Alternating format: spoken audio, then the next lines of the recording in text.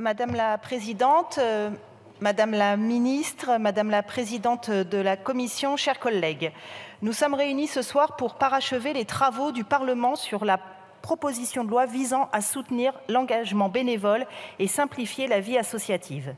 Ce texte a fait l'objet d'un large consensus dans les deux chambres avant un accord sur un texte commun à l'occasion de la commission mixte paritaire qui s'est tenue le 27 mars dernier.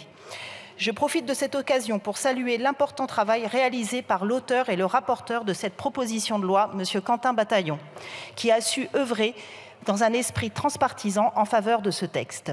Retenu par une réunion publique planifiée depuis de nombreuses semaines précisant justement sur cette loi, il ne pouvait être présent parmi nous et m'a demandé d'être sa rapporteure suppléante. Je souhaitais également saluer votre travail, Madame la Ministre, sur ce texte que vous avez suivi de près et largement soutenu. Je suis heureuse de vous voir de nouveau siéger sur ces bancs pour soutenir les associations. L'esprit de rassemblement a prévalu entre l'Assemblée nationale et le Sénat, puisque les principales dispositions de cette proposition de loi, à savoir les articles 1er, 2 et 3, ont été adoptés conformes dans les deux chambres. Lors de la CMP, toutes les voix et positions ont pu s'exprimer sereinement et chacun a accepté de revenir sur certains points pour favoriser l'adoption d'un texte qui nous paraît à tous absolument nécessaire. Le texte sur lequel nous sommes appelés à nous prononcer aujourd'hui résulte donc d'un compromis. Nous avons entériné en CMP sans difficulté certaines avancées proposées par le Sénat, comme l'élargissement du congé de citoyenneté aux délégués bénévoles du Défenseur des droits, article 2 bis A, ou encore l'autorisation de don de jours de congé non pris par un salarié sous forme monétisée aux associations, article 2 bis.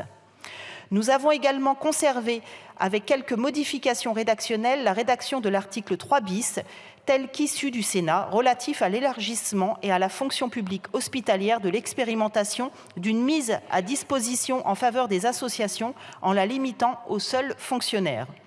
Nous avons jugé préférable d'exclure les contractuels à ce dispositif, les structures hospitalières et médico-sociales recourant à des contractuels en raison de difficultés de recrutement et de manque de personnel pour faire face à des besoins particuliers.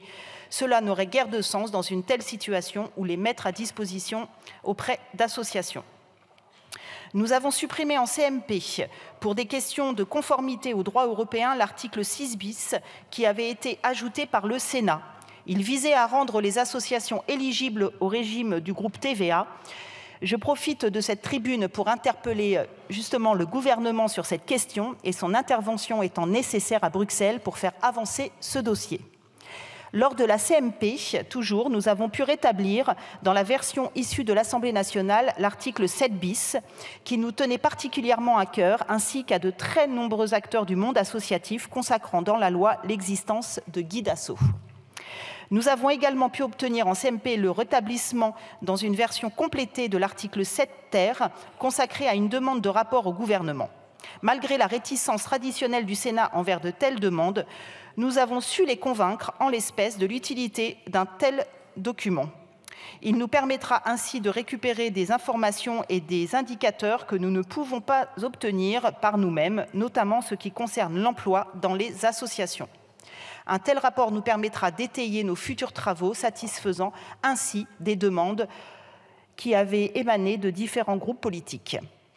L'accord trouvé donc en CMP sur cette proposition de loi est une très bonne nouvelle, d'abord et avant tout pour le monde associatif, auquel nous manifestons de la sorte notre attachement.